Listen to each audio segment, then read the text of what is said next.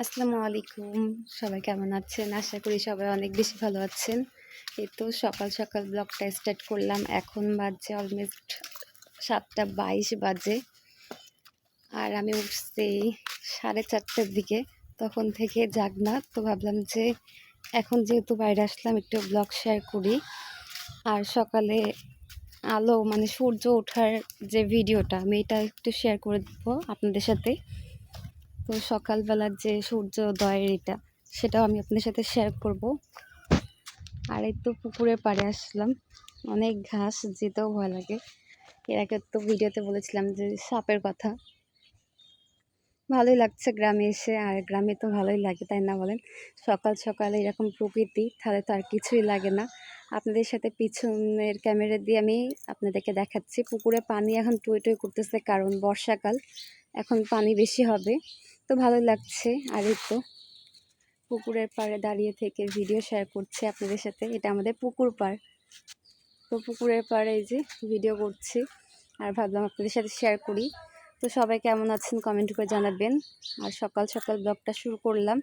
আজকে বাড়ি থেকে চলে যাব, ফুপির বাসা যাব। ওখান থেকে আরেকটা জায়গায় যাব, কাজ আসছে। তো কোথায় যাব সেটা তো দেখতে পাবেন ভিডিওতে অবশ্যই, আগেই বলবো না। আর এই তো এখন দেখি সকালবেলা, এখন তো শুরু হইলো, কেবল তো দিন শুরু।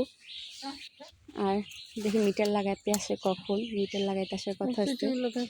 তো আপনাদেরকে দেখাই ব্যাক ক্যামেরা করে পুকুরের পানিটা কত হয়েছে। আর মাছ আছে, অনেক অনেক মাছ লাফাচ্ছে। এই তো পুকুরে পানি ভর্তি, দেখতে পাচ্ছেন। আকাশটা সুন্দর লাগছে না?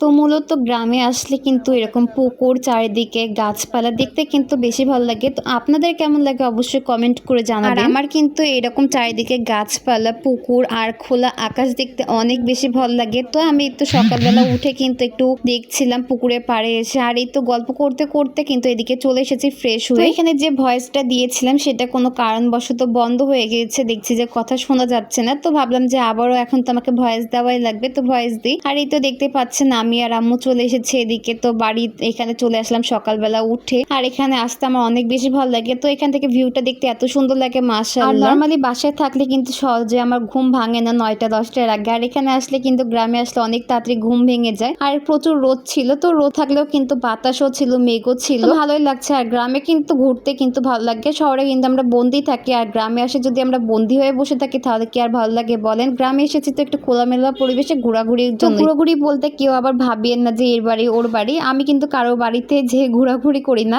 আমাদের গ্রামের পরিবেশে কিন্তু আমি রাস্তাঘাটে, মাঠে কিন্তু ঘোরাঘুরি করতে বেশি পছন্দ করি। আর যেহেতু আমাদের বাসাটা কিন্তু একদম সুন্দর একটা ফাঁকা জায়গায়, খোলামেলা একটা জায়গায়, তো এখানে কিন্তু আমার অনেক বেশি ভালো লাগে। তো বাড়িটা হলে কিন্তু আরো অনেক বেশি ভালো লাগবে। আর দেখতেই পাচ্ছেন এখানে কিন্তু একদম মাঠ একদম ফাঁকা ছিল, ঘাস ছিল না। তো এখানে এসে দেখছি যে এত পরিমাণে ঘাস হয়েছে, আর হাঁটতেও ভয় লাগছিল, ভাবছিলাম যে এর ভিতর দিয়ে আবার সাপ না ঘুরে। তো আমার কিন্তু এই ভয়টা বেশি লাগে গ্রামে, কারণ যেহেতু বর্ষাকালে কিন্তু একটু গ্রামে সাপ টাপ এগুলো কিন্তু বেশি ঘুরে। আর আমার মতো কে কে আছেন অবশ্যই কমেন্ট করে জানাবেন যারা একটু ভয় পান, বেশি ভীত সাপ ব্যাং এগুলোতে। তো এই তো দেখতে পাচ্ছেন এখানে কিন্তু হুজুরের মেয়েও ছিল আর আম্মু ছিল এখানে। ওরা কিন্তু আম্মু এখানে কাজ করছিল, ও এখানে দাঁড়িয়ে থেকে দেখছিল। আর ও কিন্তু আমার সাথে অনেক বেশি গল্প করে, অনেক সুন্দর একটা মেয়ে, ভালো একটা মেয়ে, আমার সাথে গল্প করে। আর আমার কিন্তু ছোট বাচ্চাদের অনেক বেশি ভালো লাগে। তো আমি ছোট বাচ্চাদের সাথে কিন্তু যখন মিশি একেবারে ছোট বাচ্চাদের মতো মিশি। দেখতে পাচ্ছেন কথা বলতে বলতে কিন্তু আমি আমাদের বাড়ির জল ছাদে চলে এসেছি। এখনো কিন্তু ছাদ ঢালা হয়নি, যেহেতু এটা সিঁড়ির ছাদ, তো এটাকে জল ছাদ বলে। আর এর উপরে উঠে এসে আমি আপনাদের কিন্তু এই তো ধানের এই যে খেয়ারের যে পালা, এটা কিন্তু দেখাচ্ছি। তো আপনাদের এলাকায় কি বলে অবশ্যই কমেন্ট করে জানাবেন। আমাদের এখানে কিন্তু খেয়ারের পালা বলে, অনেকে কি বলে আমি কিন্তু সেটা জানি না, আমি বইয়ের ভাষায় যেটা জানি সেটাই বললাম। তো এই তো দেখতে পাচ্ছেন আমাদের বাড়ির উপরের ছাদ থেকে আমি আপনাদেরকে ভিউটা একটু দেখিয়ে দিই। এত বেশি সুন্দর লাগছে, মাশাআল্লাহ মাশাআল্লাহ, কেউ মাশাআল্লাহ বলতে ভুলবেন না। তো অনেক বেশি সুন্দর লাগে। আর গ্রামের প্রকৃতি নিজ চোখে যদি না দেখেন তাহলে কিন্তু এই সৌন্দর্য উপভোগ করতে পারবেন না। গ্রামের সৌন্দর্য কিন্তু গ্রামেই সুন্দর, আর শহরের সৌন্দর্য কিন্তু শহরেই সুন্দর। যেহেতু জন্ম থেকে আমার কিন্তু শহরে বেড়ে ওঠা, আর এর জন্য কিন্তু শহরে কিন্তু থাকা। আর এখানে গ্রামে কিন্তু আমার সেরকম থাকা হয় না, হয়তো ঘুরতে আসা হয় 2-4 দিনের জন্য, 1 সপ্তাহের জন্য, তাছাড়া কিন্তু আসা হয় না। তাছাড়া ঈদেও কিন্তু সেভাবে আসা হয় না। ঈদে কিন্তু অনেক আগে ঈদ করতাম, আর এখন কিন্তু ঈদেও আসা হয় না, কারণ গাড়িতে প্রচুর ভিড় হয়। তো এই তো আপনাদের সাথে শেয়ার করলাম, কেমন হয়েছে অবশ্যই কমেন্ট করে জানাবেন। আর আমার গ্রামের ব্লগগুলো আপনাদের কাছে কেমন লাগে অবশ্যই কমেন্ট করবেন। যদি ভালো লেগে দেখে থাকে অবশ্যই আমার পেজটা ফলো করবেন, চ্যানেলটা সাবস্ক্রাইব করবেন, আর ভিডিওতে একটা লাইক করবেন। আপনারা একটা সুন্দর করে কমেন্ট করে জানাবেন যে আপনাদের কাছে কেমন লাগে গ্রামের ব্লগগুলো, আপনারা গ্রামের ব্লগ চান কিনা। তো আজকের ভিডিওটা কেমন হয়েছে অবশ্যই একটা কমেন্ট করবেন। আর এরপরে কিন্তু আরো সুন্দর সুন্দর ব্লগ আসবে। সবাই ভালো থাকবেন, সুস্থ থাকবেন, সবার জন্য অনেক বেশি দোয়া ও ভালোবাসা। দেশের এই পরিস্থিতিতে সবাই সুস্থ থাকেন, ভালো থাকেন। আল্লাহ হাফেজ, আসসালামু আলাইকুম।